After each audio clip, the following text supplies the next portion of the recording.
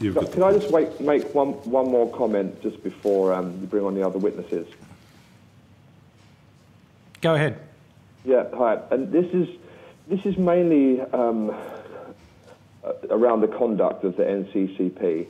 So it's been common practice, and they've displayed this, when an international or national scientist speaks out against them, they have personally tried to attack them and drag them through the mud. And there was previous comments from Matt Barwick talking about entitlement to comment on scientific points relating to this, and motives.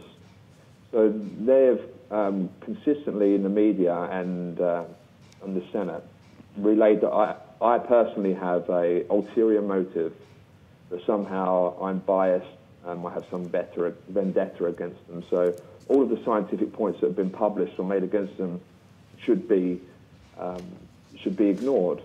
And this is a very dangerous kind of way to go about things, because it makes the scientific points, or it tries to dejustify the scientific points that people are making in the arguments. And especially when this is put out in the public domain, this can be extremely misleading. And the NCCP have continually made misleading and false comments, points to the Senate and to the public. So I just wanted to make the Senate clear of that for a real scientific debate, there needs to be the NCCP debating with people who are in opposition for a completely transparent process, because at the moment they have the media behind them. After the last Senate hearing, there was a newspaper article that said, "Stop carping on you whingers," talking about the international scientists who just want to see a fair process and want to see that the environment of Australia isn't irreversibly damaged. And this is very unprofessional and disrespectful to those scientists around the world who have put years of work into studying this out of pure interest, then discredit them just because they have a predetermined rhetoric. So Dr. Lighten, rather than us examine that now, and obviously we'll be able to do a better job of that if we've got material before us, could you take on notice supplying us with any material that is relevant to that? So Dr. Lighten or Dr. Marshall, do you believe that the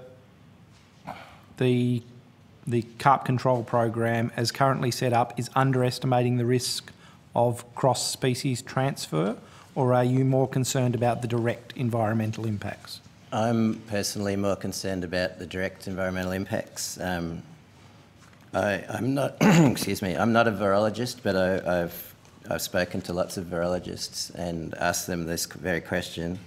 And I think it's herpes viruses in general are very host stable, and there's a lot of research from around the world, as well as the research that's been done in Australia, that suggests that the virus won't cause disease in other species. But that doesn't mean other species can't carry the virus and act as a transport mechanism between carp. But that's not one of my major concerns, is cross-species mortality. Dr. Lighten, did you have anything to add? Yeah, so I agree with that the environmental indirect effects are the most worrying at this point. However, the infection trials which Dr. McCall undertook are far from conclusive and far from satisfactory. Not only did they not attempt to replicate the results to determine the reasons why other non-target fish, so those other than carp, trout, and so on and so forth, died in such high numbers in those experiments, and even showed clinical signs of gill necrosis, rotting of the gills, which is a classic symptom of koi herpes virus. They discounted infection in other species with inadequate justification, in my opinion. So, on what are you aware of? Did they give a reason for discounting that evidence? Was there some? They apparently didn't see replication of the viruses in the tissue, which I don't think they went into adequate detail to really investigate that. So how? Sorry, go ahead. Go ahead. The study is far from conclusive, and they came up with some excuses, like there was cross-contamination, and in the laboratory, apparently the most biosecure laboratory in Australia, there was contamination between their experimental pools, their groups. So that's worrying in the sense alone that the scientists are contaminating between their experimental trials, but also that other fish did show signs which were consistent with symptoms from koi herpes virus. Also, they conducted the experimental trials at a water temperature which isn't representative of the water temperatures which will occur when they aim to release this in the summer months in Australia, which will be around 30 degrees. They conducted the experiments at around 24 degrees, which is it's fine for the incubation time or for the replication of this virus. Now, at higher temperatures, apparently the virus may not work so well, and fish can self-medicate by going into warmer waters if they're infected. But it's also the issue of higher immunocompromisation of fish at higher temperatures, where the gene expression changes and their immune system becomes lower. Now, I spoke with a colleague who's friends with one of the leading experts of Murray cod, and he gave an analogy or an example of if you catch a Murray cod in 30 degrees water and you pick it up, it will almost certainly die in your hands. I'm paraphrasing here, but it just goes to show that the effect of the rising temperature just on the fish alone in making them more fragile is a major concern. So they need to repeat these infection trials at higher temperatures to assess the efficacy of the virus and the immunocompromisation of the fish in other species as well, because it may be that they become infected in the higher temperatures and they move to some cooler waters and they have immunocompromisation and they become infected. We just don't know. But the stability and host specificity of herpes virus is strong. So they're mainly infecting carp, koi herpes virus. And we just can't be certain at this point. Are they familiar? Are either of you familiar with a study that shows that the virus could infect fathead minnows? Yes, I read it some time ago. That is in a cell culture. They found replication in fathead minnow cells. Yeah. But so,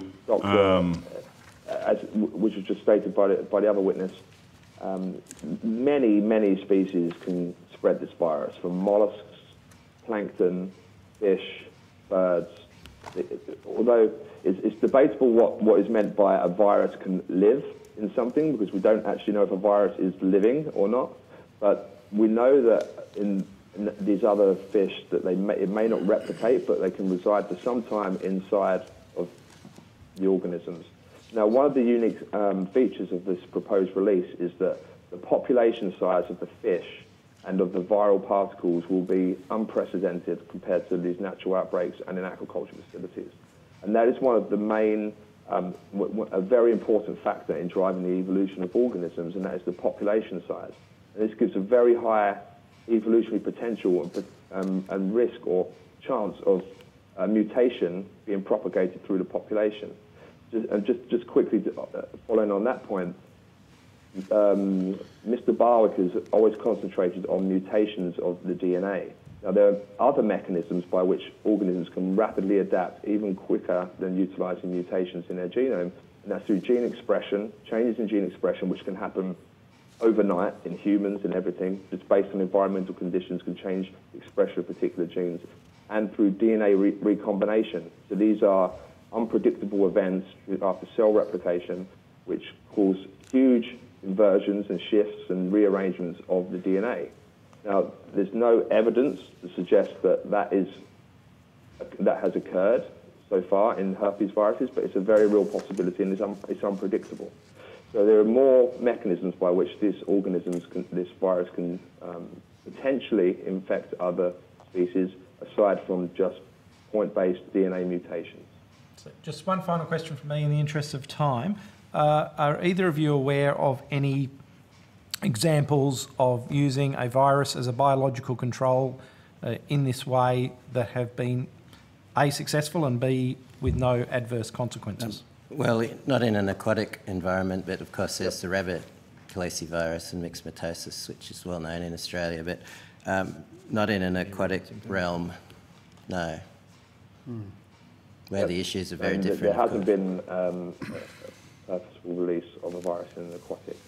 Sorry, I couldn't hear that, Dr. And the Lighten. comparison to rabbits it's not comparable. It's not comparable. Oh, not comparable, okay. So look,